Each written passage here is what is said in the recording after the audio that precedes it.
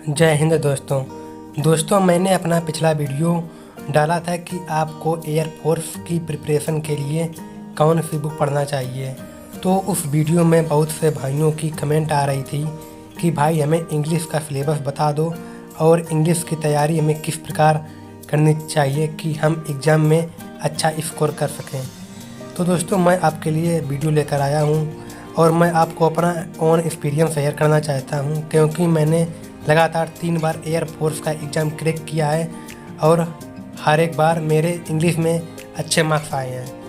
तो जैसा आप लोग देख रहे हैं, मैं एयरफोर्स की ऑफिशियल वेबसाइट पर आ चुका हूँ और यह एयरफोर्स की ऑफिशियल वेबसाइट है और ये सिलेबस एयरफोर्स की तरफ से लॉन्च किया गया है।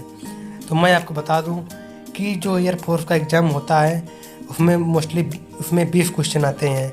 आपको 20 क्वेश्चन 20 मिनट में करने होते हैं और हर एक क्वेश्चन 1 नंबर का होता है। तो लेट स्टार्ट वीडियो। पहले यदि मैं सिलेबस की बात करूं तो आप देख रहे हैं कि a solve passage followed by 4 question to test comprehension. ये पैसेज है और एयरफोर्स एग्ज़ाम में पैसेज के 4 क्वेश्चन आते हैं। ये 4 क्वेश्चन हर एक एग्ज़ाम में हर बार पूछे जाते हैं और ये 4 क्वेश्चन हमेशा कॉमन रहते हैं। फिर उसके बाद मैं बात करूँ ग्रामर फर्स्ट की, तो ग्रामर फर्स्ट में subject 1 control form of verb and error in the use of verb, sequence of sentence and error in the use of tenses, transformation of sentence, compound complex simple, negative affirmative comparative degree, positive superlative degree.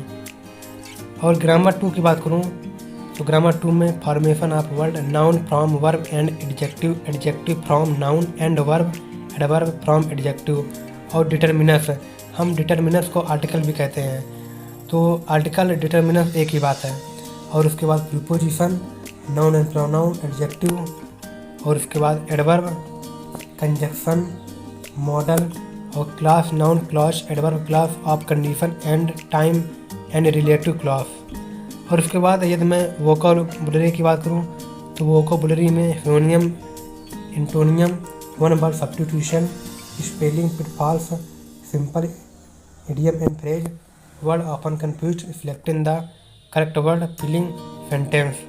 उसके बाद मैं बात करूँ तो direct indirect, passive voice, active voice, और उसके बाद last में आपका जर्मनी आता है। और मैं आपको बताना चाहता हूँ कि जो एयरफोर्स का एग्ज़ाम होता है इसमें क्वेश्चन किस कहाँ से आते हैं और कितने नंबर का आता है। तो मैं बताना चाहता हूँ कि 4 क्वेश्चन पैसेज का हमेशा रहता है हर एक एग्ज़ाम में कॉमन। उसके बाद आप नीचे आ जाइएगा। पहले मैं बताता हूँ कॉमन, जो कॉमन रहता है हर एक एग्ज़ाम में हर बार पूछा जाता है। एक क्वेश्चन सिनोनियम्स का, एक क्वेश्चन एंटोनियम का, एक क्वेश्चन वन वर्ड सब्स्टिट्यूशन का, एक question spelling pitfalls. Spelling pitfalls क्या होता है कि आपको 4 स्पेलिंग दी गई होती हैं और जो उसमें करेक्ट है उसको सही लिखना होता है। और इडियम एंड फ्रेज और वर्ड ऑफन कंफ्यूज्ड आता है। और इसमें ये जो होता है इसमें synonyms, एंटोनियम्स, one word, spelling pitfalls और सिंपल इडियम फ्रेज ये हमेशा पूछा आता है। और ये 5, तो यहाँ पर टोटल बनाकर आपको 5 नंबर मिलते हैं। 5 नंबर और 4 पैसेज पे 9 क्वेश्चन ये हो गए आपके। और उसके बाद नीचे आते हैं नरेशन और एक्टिव पैसिव मिला के 3 क्वेश्चन हर एक एग्ज़ाम में कॉमन रहते हैं। तो पिछली ऊपर 9 + 3 12, आपका ये 12 क्वेश्चन हर एक एग्ज़ाम में हमेशा कॉमन रहता है। और जो आपके बचे 8 क्वेश्चन आपके कहाँ से आते हैं। एक क्वेश्चन प्रीपोजिशन का आता है, एक एडजेक्टिव का आता है, कंजक्शन का आता है और आर्टिकल का आता है। तो आपके वहाँ पर 12 थे। 12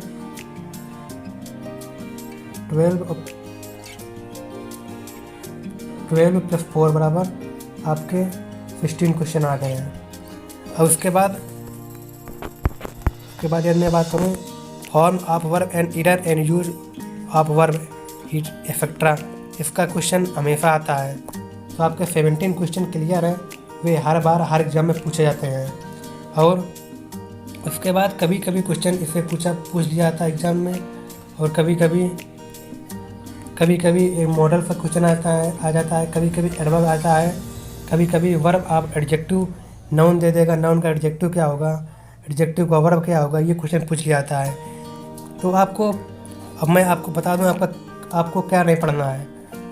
आपको ये नहीं पढ़ना है, आपको clause, noun clause, adverb clause exam में कभी नहीं पूछा जाता है, ये आपको नहीं पढ़ना है।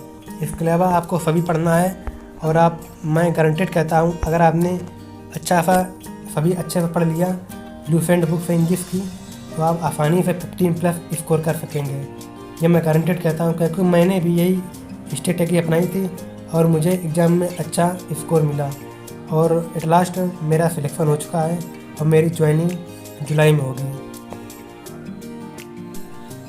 और अब मैं आपको बताना चाहता हूँ कि आपको एक दिन में कितने घंटा इंग्लिश पढ़नी है कि जिससे आपकी तैयारी अच्छी हो सके। तो दोस्तों, आपको एक दिन में मिनिमम 3 घंटा इंग्लिश पढ़नी है। आपको 1 घंटा में सुबह उठकर वोकैबुलरी पढ़नी है, ओनली वोकैबुलरी, और दूसरे घंटे में आपको पार्ट ऑफ स्पीच, जैसा कि आप जानते हैं कि पार्ट ऑफ स्पीच 7 होते हैं, आपको ये पढ़ना है। और तीसरे में जो वोकैबुलरी और पार्ट ऑफ स्पीच को छोड़कर जितनी ग्रामर बचती है आपको वो कवर करनी है।